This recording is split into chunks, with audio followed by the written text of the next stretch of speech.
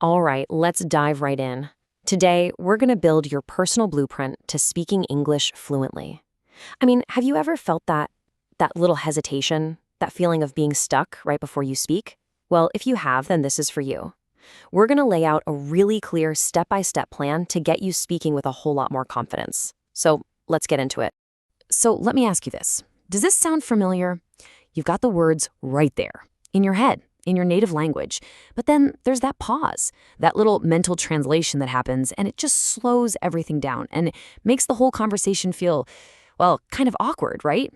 Trust me, it's one of the single biggest hurdles for anyone learning English. But here's the really good news. You are so not alone in this. And even better, it's something we can absolutely fix. The real secret?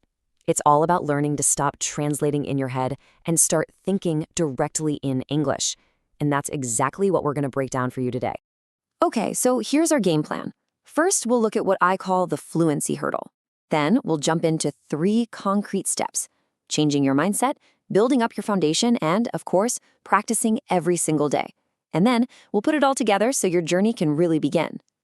All right, first things first, let's really dig into this fluency hurdle. Figuring out why you hesitate. That's the absolute first step to getting past it. Because here's the secret. It's not really about how much English you know. It's all about how you approach it.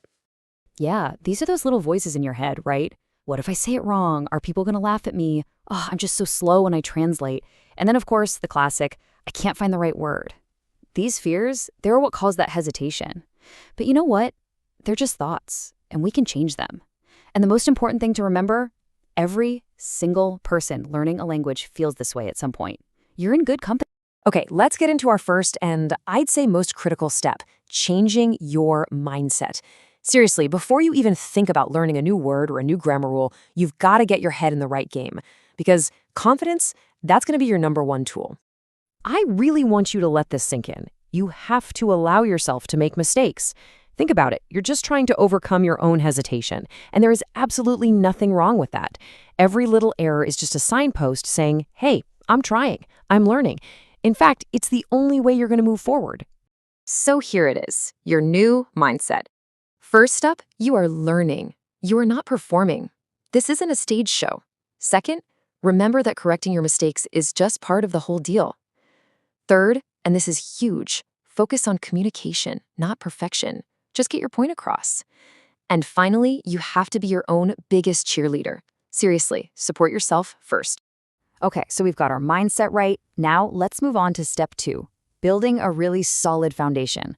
This is where we get into the nuts and bolts, the actual tools you'll use to make speaking feel way easier and so much more natural. On this journey, you're going to have 2 best friends, strong grammar and a rich vocabulary. Seriously. When you have a solid handle on these 2, you get this amazing confidence boost because you know you're on the right track. And that just erases a huge chunk of that hesitation. Okay, let's start with something that seems small but makes a huge difference. Articles. A, an, and the. Getting these right is a game changer. So real quick, a goes before a consonant sound, like a chair. And goes before a vowel sound, A, E, I, O, U, like an apple. Both just mean one. Then you have the, which is for specific stuff, like the bottle right in front of you, or famous places, like the Himalayas. Simple, right? Next up, let's level up that vocabulary. Look, having more words in your toolbox means you can say exactly what you mean and sound pretty impressive while you're at it. So instead of saying, I have a lot of books, which is fine, you could say, I have a plethora of books. See, it just sounds sharper, more confident. And you know what else really boosts your confidence? Fixing those little common grammar mistakes that trip people up. A perfect example is reflexive pronouns. It's when the action reflects back on the person doing it. So you wouldn't say, I like me, you'd say, I like myself. Same for she likes her. Nope, it's she likes herself. These tiny fixes instantly make your English sound so much more natural. All right, now for a really fun tool. Idioms. So what's an idiom? It's basically a phrase where the meaning has nothing to do with the actual words. They are an absolutely fantastic way to make your English sound less like a textbook and more like how people actually talk. They're like shortcuts to expressing bigger ideas. And here are a few awesome ones to get you started. Instead of saying good luck, you can tell someone to break a leg. Feeling super tired and ready for bed, you're gonna hit the sack. And if a friend is having a tough time, you tell them to hang in there. Or maybe they need to calm down. Pull yourself together. And my favorite, when something bad turns out to be good, that's a blessing in disguise. Sprinkling these into your conversations, it's a total game changer. Okay, this brings us to our final and maybe the most important step of all. You've got to practice every day. I mean it. You can have the best mindset in the world and know all the grammar, but if you don't actually use it, it's never going to become a natural, automatic skill.